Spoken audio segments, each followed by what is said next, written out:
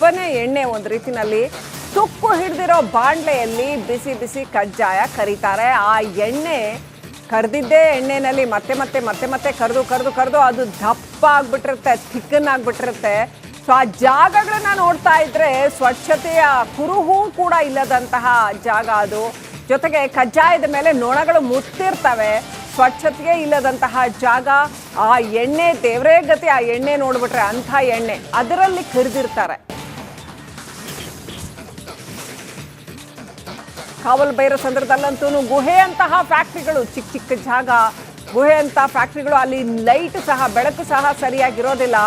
ಅಲ್ಲಿ ಇವರು ಸ್ವೀಟ್ ತಯಾರು ಮಾಡ್ತಾರೆ.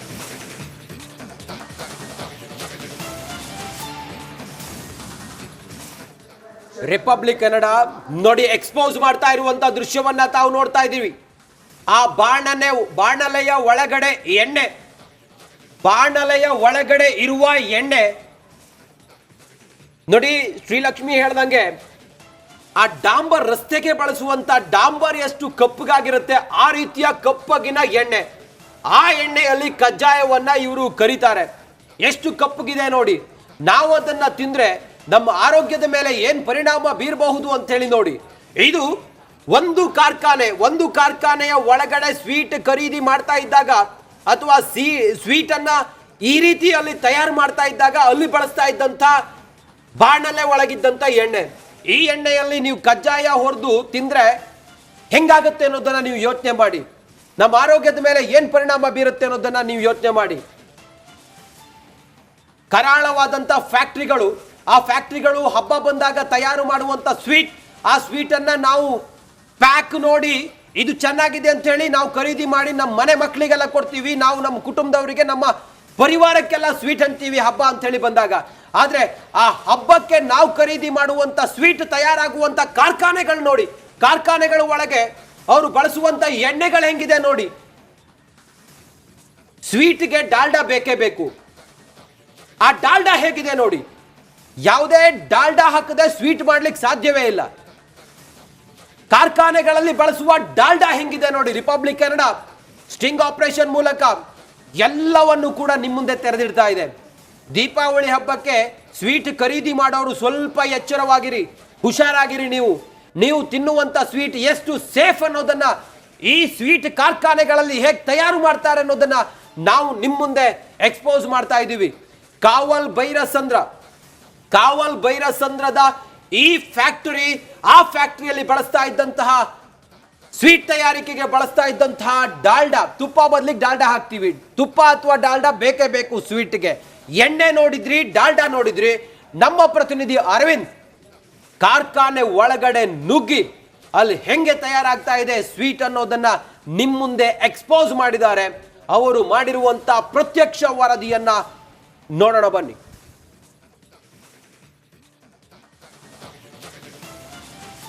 ರಿಪಬ್ಲಿಕ್ ಕನ್ನಡದ ಎಕ್ಸ್ಕ್ಲೂಸಿವ್ ಸ್ಟೋರಿ.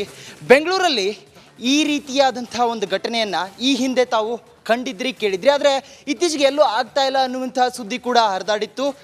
ಈ ಹಿಂದೆ ಇದೇ BBMP ಆಫೀಸರ್ಗಳು ಇದೇ ಲೊಕೇಶನ್ಗೆ ಬಂದು ಪ್ಲಾಸ್ಟಿಕ್ಗಳನ್ನ ಸೀಸ್ ಮಾಡುವಂಥ ಕೆಲಸ ಮಾಡಿದರು. ನಾವೀಗ ಅದೇ ಸುಲ್ತಾನ್ ಪಾಳ್ಯ, ಪುಲ್ಕೇಶ್ ನಗರದಂತಹ ಒಂದು ಫ್ಯಾಕ್ಟ್ರಿ, ಇದು ಕಜ್ಜಾಯ ತಯಾರಾಗುವಂಥ ಫ್ಯಾಕ್ಟ್ರಿ. ನಾನು ದೃಶ್ಯಗಳಲ್ಲಿ ತೋರಿಸ್ತೀನಿ ಯಾವ ರೀತಿಯಾದಂಥ ಎಣ್ಣೆಗಳನ್ನ ಬಳಸಿ ಇಲ್ಲಿ ಕಜ್ಜಾಯನ ತಯಾರು ಮಾಡ್ತಾರೆ. ನೀವು ನೋಡ್ತಾ ಇರ್ಬೋದು ಈ ಕರಿ ಬಾಂಡ್ಲಿಯಲ್ಲಿ, ನೀವು ಈ ದೃಶ್ಯಗಳನ್ನ ನೋಡ್ತಾ ಇರ್ಬೋದು. ಇಂತಹ ಎಣ್ಣೆಯನ್ನು ಬಳಸಿ ಮಾಡಿರುವಂಥ ಆಹಾರ ಪದಾರ್ಥಗಳನ್ನ ಇವರು ಬೇಕ್ರಿಗಳಿಗೆ ಸಪ್ಲೈ ಮಾಡ್ತಾರೆ. ಮಕ್ಕಳು ತಿಂತವೆ. ಇಂಥದ್ದು ತಿಂದರೆ ಯಾರಾದರೂ ಬದುಕುವಂತಹ ಸಾಧ್ಯತೆ ಇದೆಯಾ? ನೀವೇ ನೋಡಿ, ದೃಶ್ಯಗಳಲ್ಲಿ ನೋಡ್ಬೋದು. ನಮ್ಮ ವಿಜೆ ಕಾಂತರಾಜ್ ಅವರು ನಿಮ್ಗೆ ತೋರಿಸ್ತಾರೆ. ರೆಡ್ ಹ್ಯಾಂಡ್ ಆಗಿ BBMP ಆಫೀಸರ್ಗಳಲ್ಲಿ ಬಂದಿರುವಂಥದ್ದು. ಅವರು ಕೂಡ ಸರ್ಚಿಂಗನ್ನು ಮಾಡ್ತಾ ಇದ್ದಾರೆ. ನೋಡ್ಬೋದು ನೀವು, ಕಜ್ಜಾಯನ ನೋಡ್ಬೋದು. ಇದೇ ಒಂದು ಎಣ್ಣೆಯಿಂದ ತಯಾರು ಮಾಡಿದಂತಹ ಕಜ್ಜಾಯ ಇದು.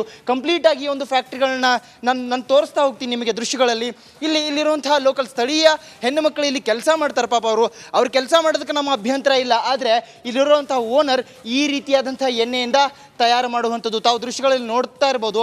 ಇದು ರಿಪಬ್ಲಿಕ್ ಕನ್ನಡದ ಎಕ್ಸ್ಕ್ಲೂಸಿವ್ ಸ್ಟೋರಿ. ಈ ಹಿಂದೆ ಕೂಡ ನಾವಿಲ್ಲಿರುವಂತಹ ಕೆಲ ವಿಡಿಯೋಸ್ಗಳನ್ನ ನಮಗೆ ಬಂದಿತ್ತು, ಸ್ಥಳೀಯರೇ ನಮಗೆ ಅದನ್ನು ಕಳಿಸ್ಕೊಟ್ಟಿದ್ರು.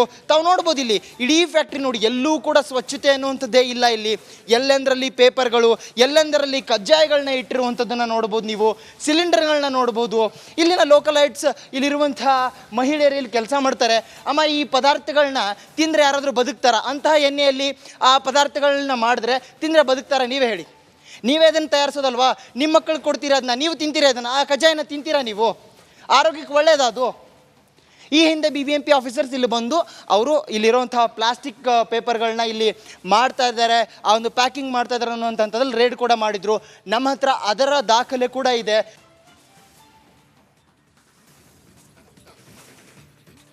ರೈಟ್, ನೋಡಿ ಅದರಲ್ಲಿ ಒಂದು ಕಡೆ ಡಾಲ್ಡಾ, ಈ ಡಾಲ್ಡಾ ಅಂತ ಅನ್ನುವಂಥದ್ದು ವನಸ್ಪತಿ ಆಯಿಲ್. ಅದು ಯಾವ ವನಸ್ಪತಿನೋ ಏನೋ, ಕೆಲವು ಕಡೆ ಅಂತೂ ಎಷ್ಟರ ಮಟ್ಟಿಗೆ ಅಂತಂದರೆ ಈ ಹಿಂದೆ ಥಿಂಕ್ ಮಾಡಿದಾಗ ನಾವು ಯೋಚನೆ ನೋಡ್ತಾ ಇದ್ವಿ, ಆ ಡಾಲ್ಡಾದಲ್ಲಿ ಗೋವಿನ ಬೋನಿನಿಂದ, ಮೂಳೆಯಿಂದ ತೆಗೆದಂತಹ ಎಣ್ಣೆಯನ್ನು ಕೂಡ ಉಪಯೋಗಿಸ್ತಾ ಇದ್ದಂಥದ್ದು. ಹಾಗಾಗಿ ಡಾಲ್ಡಾ ಎಷ್ಟರ ಮಟ್ಟಿಗೆ ನಿಜವಾದ ಡಾಲ್ಡಾ ಗೊತ್ತಿಲ್ಲ, ಅದು ಯಾವ ಥರ ಡಾಲ್ಡಾ ಅಂತ. ಬೇಸಿಕಲಿ ಡಾಲ್ಡಾನೇ ಆರೋಗ್ಯಕ್ಕಷ್ಟು ಒಳ್ಳೆಯದಲ್ಲ. ಅದರಲ್ಲೂ ಅತ್ಯಂತ ಕಳಪೆ ಕ್ವಾಲಿಟಿಯ ಡಾಲ್ಡಾ, ಇದು ಏನು ಡಾಲ್ಡಾ ಅಂತ ಗೊತ್ತಿಲ್ಲ, ಅದನ್ನು ಉಪಯೋಗಿಸ್ತಾರೆ. ಮತ್ತೊಂದು ಕಡೆ ನೀವು ದೃಶ್ಯಗಳಲ್ಲಿ ನೋಡ್ಬೋದು, ಆ ಎಣ್ಣೆ, ಅದು ಏನು ಎಣ್ಣೆ ಅಂತಲೇ ಗೊತ್ತಿಲ್ಲ ರೀ. ನೀವು ನಾರ್ಮಲ್ ಸನ್ಫ್ಲವರ್ ಆಯಿಲ್ಲೋ ಶೇಂಗಾ ಎಣ್ಣೆನೋ ಆ ಥರನೇ ಇಲ್ಲ. ಅದು ಯಾವ ಎಣ್ಣೆನ ಆ ಥರ ಬಳಸ್ತಾರೆ ಅನ್ನೋದೇ ಗೊತ್ತಿಲ್ಲ. ಅದು ನೀವು ನೋಡ್ತಾ ಇರೋದು ಪಾಕ, ಅದು ಸಕ್ಕರೆ ಪಾಕ ನೀವು ನೋಡ್ತಾ ಇರೋದು. ಅದು ನಾವು ಹೇಳಬೇಕದು ಸಕ್ಕರೆ ಪಾಕ ಅಂತ. ಈ ಕಜ್ಜಾಯವನ್ನು ಮುಳುಗಿಸಿ ಎತ್ತೋದಕ್ಕೆ ಮಾಡಿರ್ತಕ್ಕಂಥ ಆ ಪಾಕ ನೋಡಿ, ಅದು ಹೇಗಿದೆ, ಸಂಪೂರ್ಣ ಕಪ್ಪಗಾಗಿ ಬಿಟ್ಟಿದೆ. ಒಂದು ದೊಡ್ಡ ನೀರಿನ ಟ್ಯಾಂಕ್ನಲ್ಲಿ ಅದೇ ಪಾಕನ ನಿತ್ಯ ಅಲ್ಲೇ ಹುಯ್ತಾರೆ. ಅಲ್ಲೇನು ಅದನ್ನು ಸ್ವಚ್ಛ ಮಾಡೋದು, ಕ್ಲೀನ್ ಮಾಡೋದು ಮಾತೇ ಇಲ್ಲ. ಆದರೆ ಅಷ್ಟು ದೊಡ್ಡ ಪಾತ್ರೆ, ಅದು ಟ್ಯಾಂಕ್ನಂಥ ಒಂದು ಪಾತ್ರೆಯಲ್ಲಿ ಕಪ್ಪನೆ ಪಾಕ. ಅದು ತುಕ್ಕು ಹಿಡಿದ ಪಾತ್ರೆಗಳು, ಎಲ್ಲ ಕಡೆ ತುಕ್ಕು ಹಿಡಿದಿರೋ ಪಾತ್ರೆಗಳು, ಅದರಲ್ಲೇ ಮುಳುಗಿಸಿ ಎತ್ತುವಂಥದ್ದು. ಅದು ಕ್ವಾಲಿಟಿನಲ್ಲಿ ಗೊತ್ತಾಗಲ್ಲ. ತಿನ್ನುವಾಗ ಇಷ್ಟು ಕೆಟ್ಟದಾಗಿ ತಯಾರು ಮಾಡಿರುವಂಥದ್ದು ಅನ್ನೋದು ಗೊತ್ತಾಗದಿರುವ ಅಂತಹ ವಸ್ತುಗಳನ್ನು ಅದಕ್ಕೆ ಬೆರೆಸ್ತಾರೆ. ಸೊ ಹಾಗಾಗಿ ಅದು ಗೊತ್ತಾಗಲ್ಲ ನಿಮಗೆ ತಿನ್ನುವಾಗ ಇದು ಯಾವ ಕ್ವಾಲಿಟಿನಲ್ಲಿ ಮಾಡಿರ್ತಕ್ಕಂಥದ್ದು ಅನ್ನೋದು ಏನೂ ಗೊತ್ತಾಗಲ್ಲ. ಸುಮ್ಮನೆ ಟೇಸ್ಟಿಂಗ್ ಏಜೆಂಟ್ಸು ಬಳಸ್ತಾರೋ ಏನೋ ಗೊತ್ತಿಲ್ಲ, ಒಟ್ಟಿನಲ್ಲಿ ಸುಮ್ಮನೆ ತಿನ್ಕೊಂಡು ಹೋಗೋ ಅಂಥದ್ದು. ಕಜ್ಜಾಯ ತಯಾರಾಗಿ ಕ್ಲೀನಾಗಿರೋ ಪ್ಯಾಕಲ್ಲಿ ಅದನ್ನು ಪ್ಯಾಕ್ ಮಾಡಿ ತಂದು ಕೊಡ್ತಾರೆ. ಅಣಿಬೆ ಥರ ತಲೆ ಎತ್ತಿದ್ದಾವೆ ಈ ಫ್ಯಾಕ್ಟ್ರಿಗಳು. ಸಾಕಷ್ಟು ತಯಾರಿಕಾ ಘಟಕಗಳಿದ್ದಾವೆ. ಎಣ್ಣೆ ಒಂದು ರೀತಿನಲ್ಲಿ ತುಕ್ಕು ಹಿಡಿದಿರೋ ಬಾಂಡ್ಲೆಯಲ್ಲಿ ಬಿಸಿ ಬಿಸಿ ಕಜ್ಜಾಯ ಕರೀತಾರೆ. ಆ ಎಣ್ಣೆ ಕರೆದಿದ್ದೇ ಎಣ್ಣೆನಲ್ಲಿ ಮತ್ತೆ ಕರೆದು ಅದು ದಪ್ಪ ಆಗ್ಬಿಟ್ಟಿರುತ್ತೆ, ಥಿಕ್ಕನ್ ಆಗ್ಬಿಟ್ಟಿರುತ್ತೆ. ಸೊ ಆ ಜಾಗಗಳನ್ನ ನೋಡ್ತಾ ಇದ್ರೆ ಸ್ವಚ್ಛತೆಯ ಕುರುಹೂ ಕೂಡ ಇಲ್ಲದಂತಹ ಜಾಗ ಅದು. ಜೊತೆಗೆ ಕಜ್ಜಾಯದ ಮೇಲೆ ನೊಣಗಳು ಮುತ್ತಿರ್ತವೆ, ಸ್ವಚ್ಛತೆಗೆ ಇಲ್ಲದಂತಹ ಜಾಗ. ಆ ಎಣ್ಣೆ ದೇವರೇ ಗತಿ, ಆ ಎಣ್ಣೆ ನೋಡ್ಬಿಟ್ರೆ ಅಂಥ ಎಣ್ಣೆ ಅದರಲ್ಲಿ ಕರೆದಿರ್ತಾರೆ. ಕಾವಲು ಬೈರೋ ಸಂದರ್ಭದಲ್ಲಂತೂ ಗುಹೆಯಂತಹ ಫ್ಯಾಕ್ಟ್ರಿಗಳು, ಚಿಕ್ಕ ಜಾಗ, ಗುಹೆಯಂಥ ಫ್ಯಾಕ್ಟ್ರಿಗಳು, ಅಲ್ಲಿ ಲೈಟ್ ಸಹ, ಬೆಳಕು ಸಹ ಸರಿಯಾಗಿರೋದಿಲ್ಲ.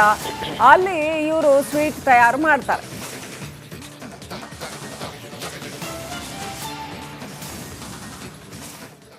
ರಿಪಬ್ಲಿಕ್ ಕನ್ನಡ ನೋಡಿ ಎಕ್ಸ್ಪೋಸ್ ಮಾಡ್ತಾ ಇರುವಂತ ದೃಶ್ಯವನ್ನ ತಾವು ನೋಡ್ತಾ ಇದ್ದೀವಿ.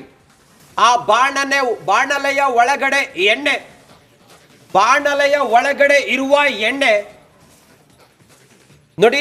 ಶ್ರೀಲಕ್ಷ್ಮಿ ಹೇಳ್ದಂಗೆ ಆ ಡಾಂಬರ್, ರಸ್ತೆಗೆ ಬಳಸುವಂತ ಡಾಂಬರ್ ಎಷ್ಟು ಕಪ್ಪಗಾಗಿರುತ್ತೆ ಆ ರೀತಿಯ ಕಪ್ಪಗಿನ ಎಣ್ಣೆ.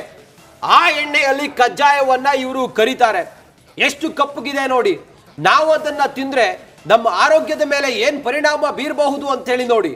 ಇದು ಒಂದು ಕಾರ್ಖಾನೆಯ ಒಳಗಡೆ ಸ್ವೀಟ್ ಖರೀದಿ ಮಾಡ್ತಾ ಇದ್ದಾಗ, ಅಥವಾ ಸ್ವೀಟ್ ಅನ್ನ ಈ ರೀತಿಯಲ್ಲಿ ತಯಾರು ಮಾಡ್ತಾ ಇದ್ದಾಗ ಅಲ್ಲಿ ಬಳಸ್ತಾ ಇದ್ದಂತ ಬಾಣಲೆ ಒಳಗಿದ್ದಂತ ಎಣ್ಣೆ. ಈ ಎಣ್ಣೆಯಲ್ಲಿ ನೀವು ಕಜ್ಜಾಯ ಹೊಡೆದು ತಿಂದ್ರೆ ಹೆಂಗಾಗುತ್ತೆ ಅನ್ನೋದನ್ನ ನೀವು ಯೋಚನೆ ಮಾಡಿ. ನಮ್ಮ ಆರೋಗ್ಯದ ಮೇಲೆ ಏನ್ ಪರಿಣಾಮ ಬೀರುತ್ತೆ ಅನ್ನೋದನ್ನ ನೀವು ಯೋಚನೆ ಮಾಡಿ.